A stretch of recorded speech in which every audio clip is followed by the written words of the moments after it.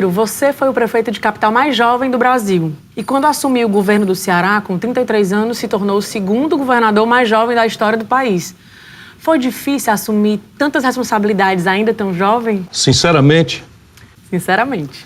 Olha, não é que eu não seja capaz de errar, mas eu assumi com aquela sensação de que eu não podia errar.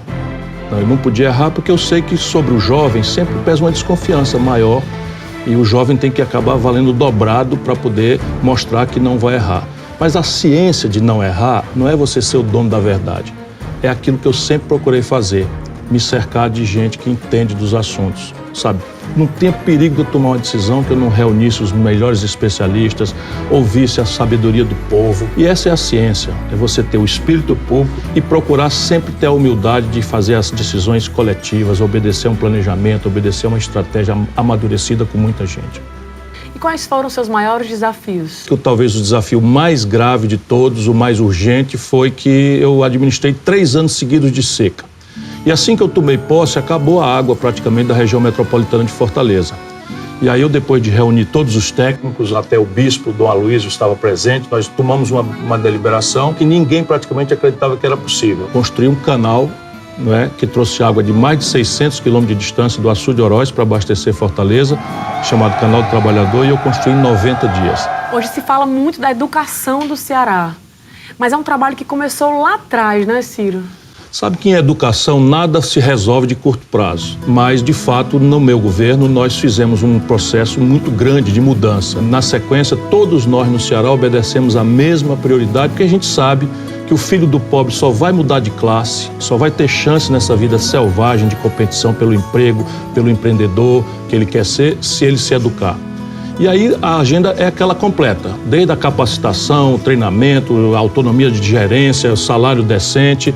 E veja, é muito importante que todos os brasileiros tenham clareza. Um dos estados mais pobres do Brasil, no IDEB de 2017, tinha 87 das 100 melhores escolas do Brasil. Se um estado pobre como o Ceará, encravado no semiárido do Nordeste, pode fazer, quanto mais não pode fazer esse grande país que é o Brasil?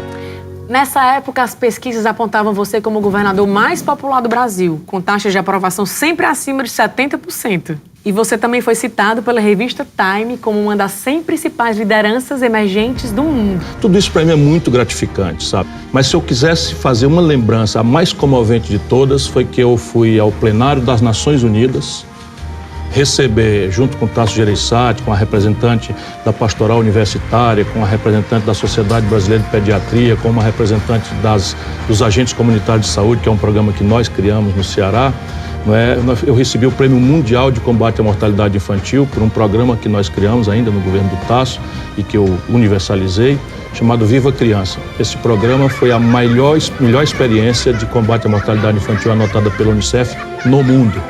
Nós derrubamos em 32% a mortalidade infantil, o que para mim é uma prova muito poderosa de que governo, planejado, governo comprometido com a população é capaz de conseguir proezas para o mundo inteiro admirar.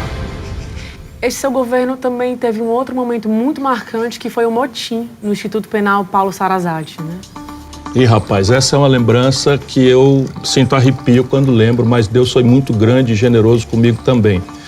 No dia que eu estava comemorando um aniversário do meu governo, eu ia fazer uma bateria de inaugurações, estava chovendo finalmente no Ceará, era um dia de alegria, e só para a gente não ter sossego, né?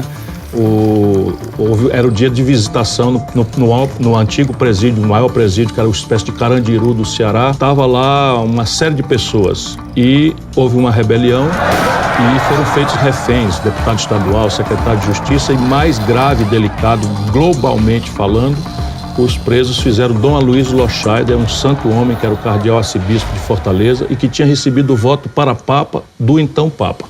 E aí eu, naturalmente, encerrei tudo, que era a programação, peguei um helicóptero, desci perto do presídio, entrei no porta-malas de um carro deitado e me mandei entrar numa ala do presídio que ainda estava sob controle da polícia e passei a administrar dali de dentro, pela delicadeza da situação. Eu não queria que houvesse arbitrariedade, não queria que se repetisse um Carandiru que tinha acabado de acontecer em São Paulo, que morreram pessoas, e eu tinha que administrar. Mas, para não compridar a conversa, Deus foi muito grande Não é?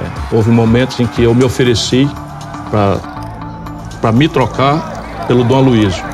Os presos amotinados concordaram e Dom Aloysio, que além de tudo era muito valente, civicamente falando, não aceitou.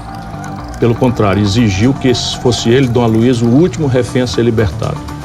E eu administrei aquela crise com muita gente me ajudando e, volto a dizer, eu tenho sempre essa gratidão. Deus foi tão grande que eu consegui libertar todos os reféns, nenhum preso foi morto e todos foram presos novamente. Ciro, depois de governar o Ceará, você foi ser ministro da Fazenda do governo Itamar Franco.